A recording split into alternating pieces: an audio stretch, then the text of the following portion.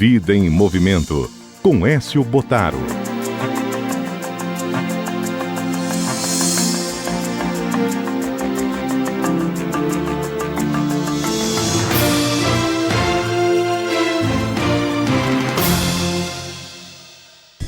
Ué, o que tá acontecendo aqui? É um crossover, gente. Hoje as duas colunas do Sabadão, professor Écio Botaro e Mariana Falcocchio, resolveram se juntar. Então, bom dia para vocês dois. Bom dia, Carol. É um prazer estar aqui, dividir a coluna. Hoje a gente vai compartilhar um conhecimento humano e animal. Exatamente. A ideia partiu do doutor e a gente falou, por que não juntar as colunas e dividir um pouquinho com os humanos e com os animais um pouquinho do que a gente sabe, não é mesmo? É isso aí. Bom dia, Mariana. Bom dia, Carol.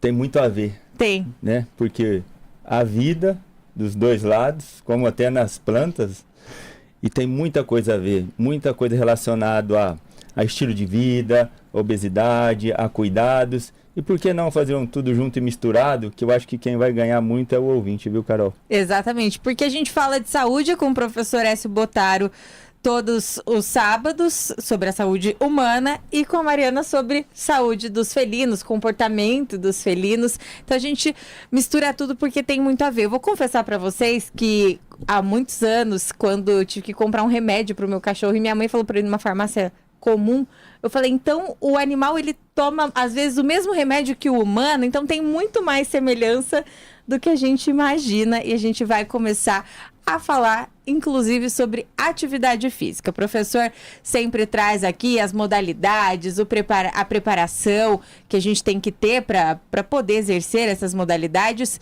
E o bichinho, como que funciona? A gente precisa também treinar esse bichinho, caminhar com ele, colocar ele em atividade, Mari? A gente estava falando ali antes de entrar no ao vivo, né? Saúde é vida e é movimento. Então, tanto para nós humanos é fundamental que esteja em movimento, que nem o professor fala, e para os animais também, né?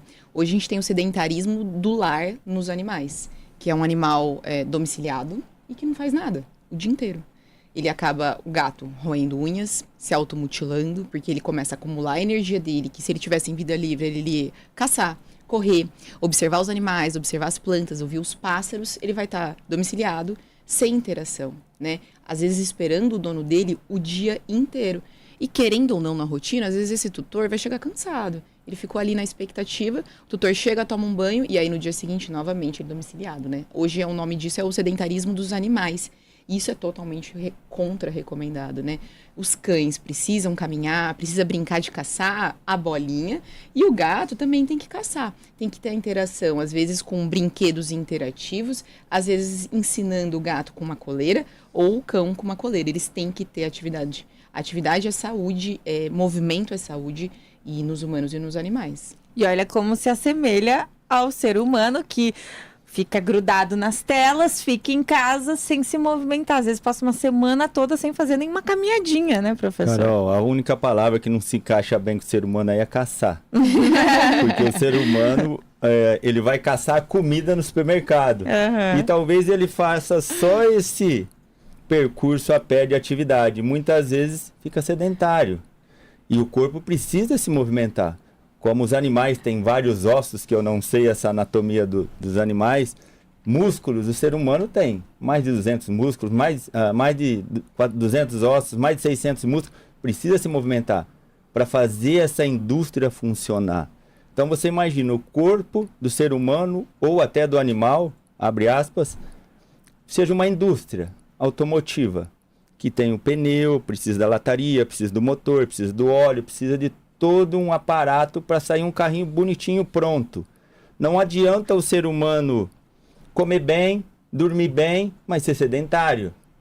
Ele precisa fazer com que todo esse complexo funcione de uma forma homogênea para que ele tenha uma qualidade de vida melhor. Então, independente da atividade, ele tem que se movimentar. Ou fazendo corrida, ou bicicleta, ou uma simples caminhada, ou apenas brincando com seu filho, jogando uma bola com sua filha, nadando, qualquer atividade que movimente essa máquina tão fantástica e fabulosa que nós ganhamos de presente, né, Carol? Exatamente. E os músculos dos animais? É preciso desenvolver? Tem como desenvolver, Mari? Tem, os cães, eles conseguem ser cães, dependendo da raça, obviamente, porque aí vai ter uma questão genética, né, que ele já é propício para isso. Mas o animal que caminha, ele com certeza ele vai ser mais saudável. Pensa, a obesidade hoje é uma das principais doenças do pet e dos humanos também. Então, o caminhar, estar ativo já diminui esses níveis de obesidade. E a interação muscular, fazer todo dia pequenos alongamentos, que os pets já fazem isso de maneira natural, né? Os humanos não fazem de maneira natural, mas o gatinho ali, na hora que ele vai acordar, ele já vai se espreguiçar. Verdade. Esse alongamento também é saúde, né, professor? Sim, eu até comento muito com as pessoas, eles chegam lá com muitas dores no estúdio. Olha, você não tem nada. Mas como eu não tenho nada? Eu tenho dor. Tem dor. Comece a alongar. Um simples alongamento todos os dias vai sumir a dor, por conta que as articulações estão muito rígidas, próximas, a musculatura muito tensa, o dia a dia, o estresse.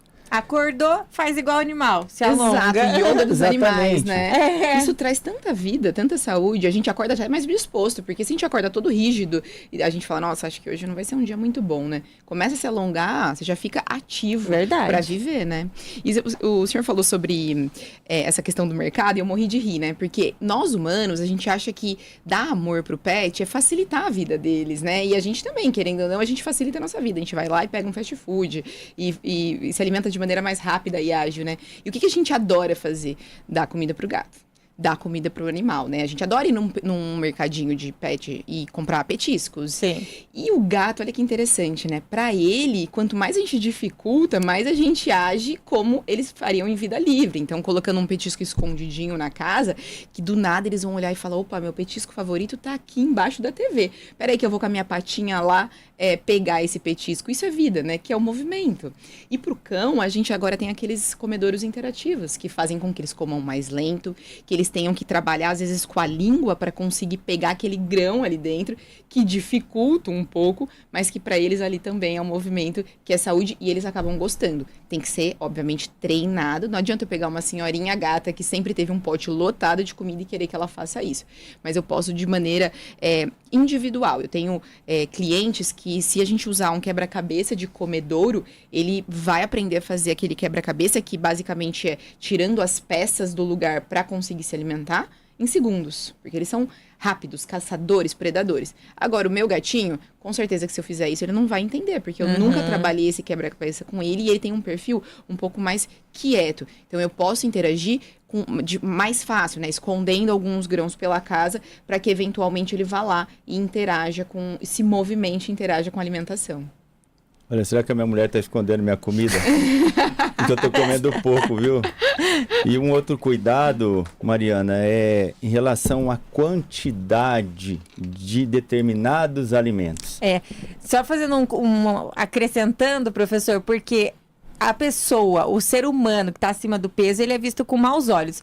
Mas o animal, quando ele tá gordinho, ele é fofinho, né? Então tem que tomar cuidado, porque as doenças que dão nos humanos também podem dar nos animais. Existe um estudo que mostra que quando a gente pega o score de obesidade, os donos dos pets, eles sempre acham que o saudável já é o gordinho. Então, os humanos não conseguem enxergar que o pet dele tá obeso. E fora que, assim, dar esse diagnóstico parece uma agressão. Você falar que o seu filho pet tá acima do peso. Então, tem que ser algo muito bem dialogado. Lá dentro do consultório, eu costumo falar que, aos nossos olhos de profissionais, a obesidade ela é tão grave como uma caquexia. Porque para nós humanos, quando a gente vê alguém caquético, é assustador. Sim. E gera doenças, né? A pessoa não tem força muscular, tônus. Aquilo é muito perigoso, já se assemelha ou a uma pessoa que está muito velhinha, que já perdeu a musculatura, ou alguém muito doente. Sim. O obeso, ele vai se assemelhar nesse sentido, porque o pet obeso, né? Porque gera muitas doenças e é muito preocupante. A gente sabe que aquele paciente, ele pode ter diabetes, ele vai ter doença articular com certeza, gordura no fígado. A gente já olha pra ele com um olhar assustado. E o dono dele fala, ai, meu gato tá perfeito, olha como ele é gostosinho, olha como ele é fofinho.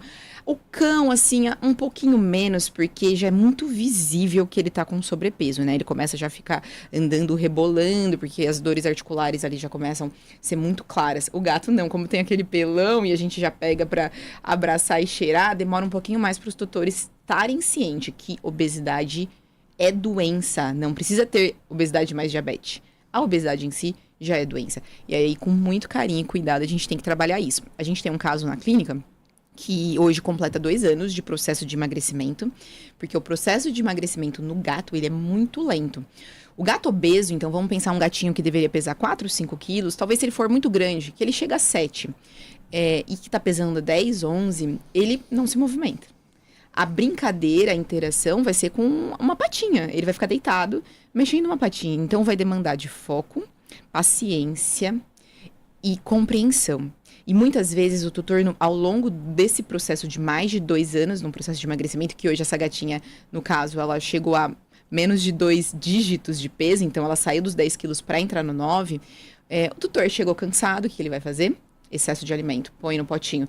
Não é todo dia que a gente consegue controlar. O gato pede comida, igual um humano pede comida. Ele vicia naquele alimento, né? A ração hoje, a base dela, a ração seca, é carboidrato. O carboidrato vicia, a gente quer comer aquilo, né? Não é no total ruim, mas a gente tem que saber ponderar. E no congresso desse ano, olha que interessante, eles bateram muito na tecla, né? Que o gato, ele pode saber demonstrar pra gente qual alimento ele mais gostou. Mas talvez ele não vai ter o discernimento de saber o quanto é o suficiente para ele. E aí a gente precisa de um tutor orientando ele nisso. Potes menores, menos alimento. É muito mais fácil a gente saber a quantidade de alimento adequada se nós tivermos potes pequenos. Porque o pote grande vai fazer com que a gente coloque mais alimento, né? Então eu falo que o primeiro passo para diminuir a quantidade de ingestão quilocalórica do pet é diminuir o tamanho do pote. É mais fácil diminuir o pote do que eu conseguir não dar na hora que ele pedir. Porque ele vai ver o pote mais vaziozinho. Se ele for um gato ali com um desejo do alimento maior, a gente já vai colocar. É muito difícil falar não. Somos os nutricionistas dos nossos pets, controlando ali sempre. E do ser humano também. Exatamente. Só que no nosso caso é a mente, né, professor? Como eu estava falando, muita gente, hoje, algumas dietas são à base de proteína. Sim. Proteína em excesso acaba sendo tóxica para o organismo. O ser humano, eu tenho que comer X de proteína, 2 gramas por quilo de peso. Mas é comer proteína natural, não sintética. Muita gente come comida natural, pouquíssima proteína, e vai lá, compra um potão de proteína e se enche de proteína. Intoxica rim, fígado, por excesso de produto químico. Não que seja ruim você ficar sem, mas o excesso faz mal. Os petiscos para os animais, muitos deles são ricos em proteínas. E isso ataca os rins, dá problemas urinários também, né? Acaba tendo muita gordura, Mariana, né? E aí, assim, tudo, gente, os ouvintes têm que saber que é um processo individual. Então, vai ter paciente que um simples petisco pode fazer mal. Inclusive, eu peguei esses dias um documento que falava, né, que um pão de queijo que você dá para o seu gato, ele corresponde a 7 pedaços de pizza de queijo. Então, o nosso olho não consegue entender a dimensão disso, né? Então, quando a gente pega um gato, gente, um rinzinho, ele tem 4 centímetros. Ou seja, quanto tempo ele vai demorar para fazer todo o processo dele ali, ou um pâncreas, ou um fígado, pensando que ele tem que metabolizar um alimento humano rico de gordura, né? É uma interação completamente diferente do que a gente imagina comendo um pão de queijo, que pra gente é algo que a gente vai comer, não iremos comer só um, né? Exatamente. Ô, Mari, perdão, professor. E sem contar que a obesidade diminui a perspectiva de vida do ser humano. Você não vai ver um obeso com 80 anos. Exato. E se um gato tem a perspectiva de vida, com qual idade, Mariana? Depende muito. A gente já teve pacientes ali com 23 anos. Então, vai diminuir mas hoje, bastante. assim, são muitas doenças envolvendo. A gente cuida muito, então os diagnósticos são altos. Morte súbita acaba diminuindo bastante. Eu vou te dizer que por ser um pet pequeno, a gente pode atingir gatos saudáveis ali com 15 anos. E raros ali. Alguns vão 10, outros 23, né? E se Mas tá vamos pensar nos obeso, 15. vai viver muito menos. E vai ter dor. Temos várias perguntas hoje. Legal. Já deu super certo esse crossover aqui, a ideia do professor. A Isamar, ela perguntou se pode dar ração para o gato de 3 em 3 horas. Porque, para os humanos, quando a gente passa por uma avaliação, enfim, os profissionais falam, bom, pelo menos era o que se falava, né? De 3 em 3 horas, você tem que comer pelo menos alguma coisinha. Com o animal também é assim, Mário? O gato, ele tem discernimento que ele vai comer várias e várias vezes ao dia. Provavelmente mais do que de 3 em 3 horas. Eles tendem a comer pouco, Muitas vezes porque o metabolismo é extremamente acelerado. E vamos pensar que se eles fossem caçar, eles não podiam estar com a barriga cheia, porque eles não iam conseguir fazer isso. Então, automaticamente, eles vão se alimentar muito mais vezes. Então, isso já é natural. Agora, vamos pensar num outro ambiente, uma casa com muitos gatos, um dele tem que comer uma ração específica, porque ele tem um problema de saúde. Você pode treiná-lo a dar o alimento menos vezes, em mais quantidade. Mas vai ser um treinamento, não é tão simples, porque tradicionalmente eles deveriam ter alimento à vontade o tempo todo. E se essa casa tiver muito gato e ele começar a sentir fome, pode ter briga. Porque aí ele vai pensar assim, aqui dentro da minha casa não tem alimento suficiente para todo mundo. Então alguém tem que ser eliminado, né? Isso aí vai ser uma herança dos antepassados, né? Então, assim, se tem muito gato aqui, pouca comida, vamos brigar. Aí começa um pé de guerra. Então, tem que saber ponderar. A gente sabe que tem lares que conseguem alimentar em horários pré-determinados. Mas aí, pessoal, vamos pensar na rotina. Essa pessoa talvez tenha que fazer home office, né? Na nossa rotina ali de trabalho, vou sair de manhã e voltar à tarde, fazer 2 refeições para um gato, completamente proibido. Não dá. Eles passam mal. E eles vão ficar muito bravos. Vai ser aquele gato, assim, estressado que você vê pelas vocalizações, pelos miados, que eles estão completamente infelizes naquela situação. Exatamente, ser humano também. Exatamente. Embora o ser humano... Com fome ele vai ficar mal-humorado também. Eu fico super mal-humorado com fome. O ser humano também, dependendo do estilo de trabalho que ele vai desenvolver, ele tem que comer mais vezes. No caso, a pessoa quer desenvolver músculo, ela não pode ficar com fome. Se faltar alimento, ele vai catabolizar o músculo para buscar gordura, para sintetizar gordura. Então você tem que comer constantemente. É claro que uma dieta específica. Quem quer perder peso? Também tem que comer constantemente, mas já com perfil alimentar diferente. Então, tudo é uma questão de análise de biotipo e para que quer fazer. O gato é mais ou menos um tipo só, que ele fica em casa, né, Mariana? Mas o ser humano tem que, por isso, buscar a ajuda dos profissionais, da nutrição, Exato. da educação física, para saber o que fazer, para quê e como chegar nesse patamar que a gente tanto busca. Já que a gente falou do gato estressado, o gato fica de mau humor, então, além desse momento com fome, Mari? Ele fica muito mal-humorado. A gente tem um perfil ali do felino que ele vai... assim, é que eu consigo ler o gato, né, na hora que eu olho pra ele. Mas é como se fosse um miado muito irritado. É um rabo demonstrando que ele está desconfortável com essa situação, ou o tutor, às vezes, ele está demorando para colocar o alimento naquele pote, ficou muitas horas fora de casa, e ele começa, um leão mesmo, ele começa a falar, poxa, isso aqui não tá do jeito que eu gostaria, e ele começa a ficar estressado. Toda vez que eu atendo um gato estressado, que o tutor, ou a família, ou a gente observa estresse, eu já penso assim, esse gato sente dor, gente, porque aí meu coração já parte, eu odeio o animal com dor, e às vezes é dor, então às vezes é artrose. Pode ser gerada por eles envelhecerem, né? Então, 40% dos gatos acima de 7 anos podem ter artrose ou por sobrepeso, né? E aí ele vai ser o gato que você vai chegar para fazer um carinho nele, ele vai te dar um tapa. Então, tem vários tipos de mau humor no gato, né? E a gente intitula eles como, ai, meu gato envelheceu, tá rabugento. E não é isso.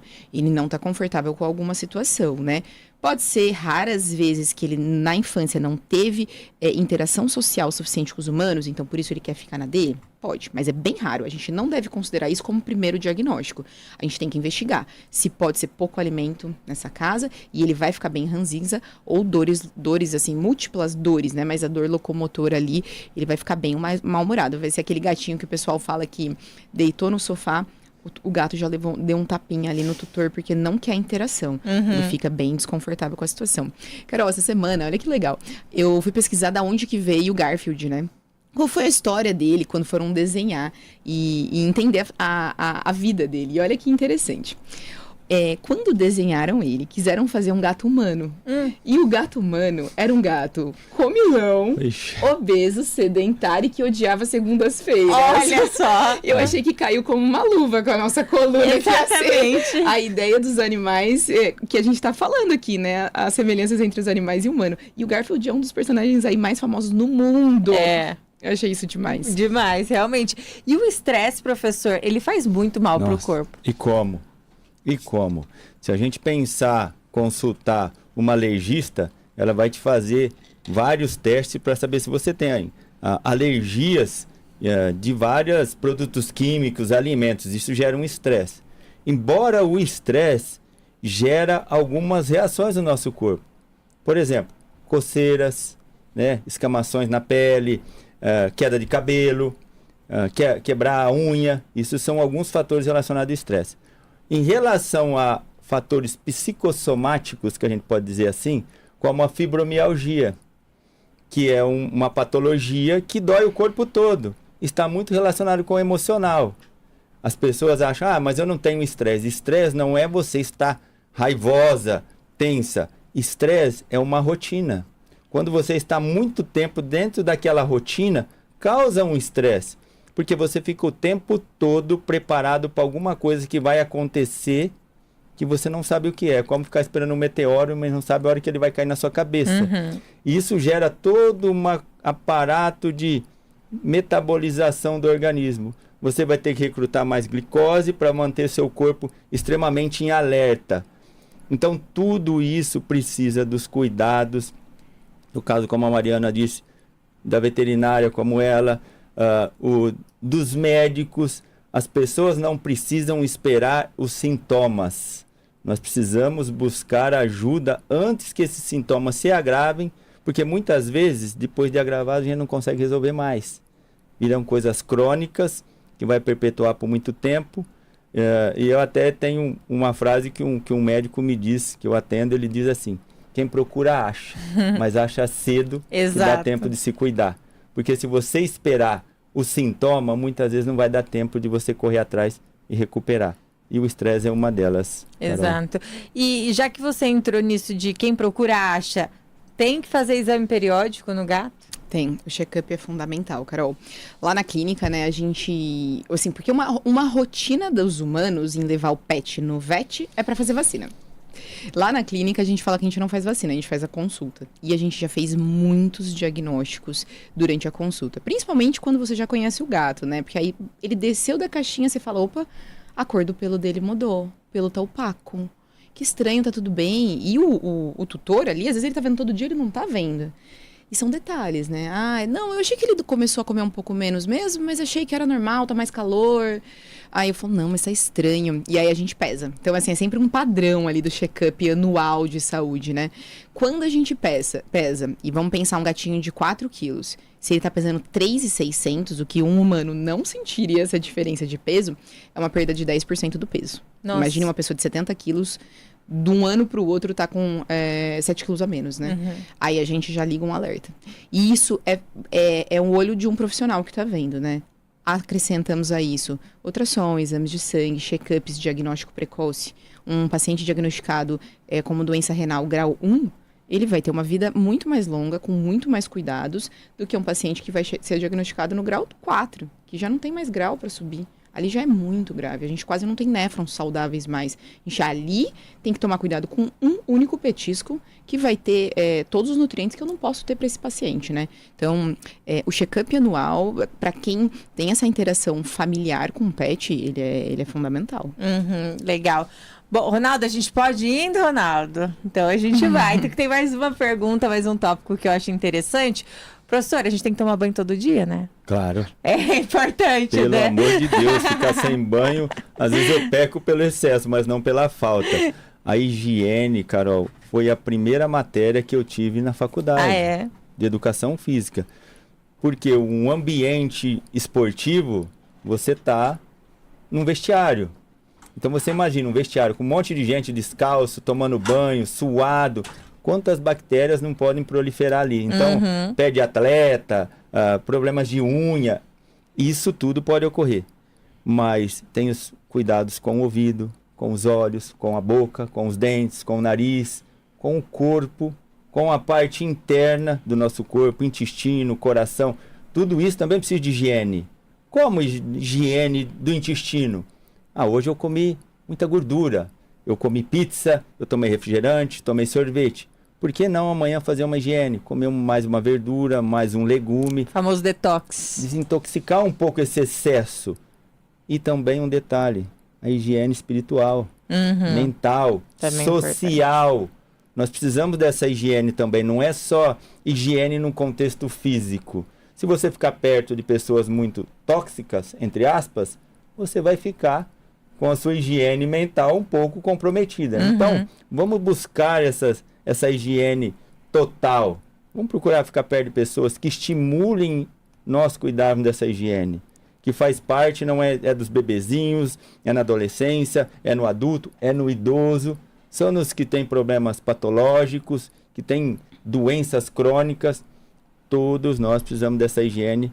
E sempre, Carol, sempre passar um desodorante, escovar o dente, pentear o cabelo, passa um gelzinho, tem que se arrumar. Tem que olhar pro espelho e falar, eu tô bem. Tá ok.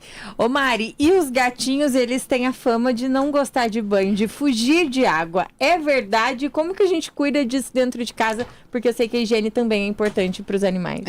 Eu enxergo já a higiene para os animais um pouquinho diferente. É como se a gente tivesse uma interação entre humano e pet, né? O gato, ele se auto-higieniza, então ele se limpa constantemente. E a ausência da auto-higiene automaticamente é uma doença. Quando a gente identifica que o gato não tá se limpando, a gente pensa que tem alguma coisa errada. É fato, porque ele vai se limpar. Mas quando eu penso no cuidado do humano com a higiene do pet, é uma interação entre eles, né? Você vai pegar o gato no colo, o cachorro, você vai fazer carinho nele se você sentir algum mau hálito, ou de sangue, ou urêmico, poxa, tem uma doença acontecendo. Pode ser em cavidade oral ou interna, pelo cheiro, né? Fez carinho, sentiu um machucadinho na pele, outro tipo de doença. Então, a gente tem essa higiene ali do cuidado, né? Olhou, viu que tem alguma coisa errada, já é significativo. Sobre os banhos, isso é uma questão um pouco complexa, porque assim, o gato não precisa de banho, eles realmente são muito limpos, tá? Eles são muito limpos. Eventualmente, uma tosa vai auxiliar bastante, principalmente os de pelo longo. Imagine que agora, nessa época de Rio Preto, a gente tá com muito pó e muita seca. Um gatinho mais idoso, ele não vai conseguir fazer a auto-higiene adequada.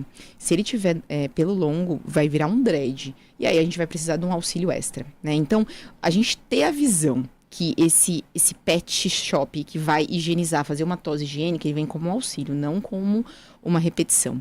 Para o gato ir semanalmente ou mensalmente num pet shop, eu, Mariana, totalmente contraindico, e o guidelines também não indicam, tá? Isso salvo uma pequena parcela dos gatos que foram treinados e não se estressam, o restante tem muito estresse. A gente tem morte súbita nesses animaizinhos, porque eles não foram preparados para ouvir um secador ali, e eles penteando.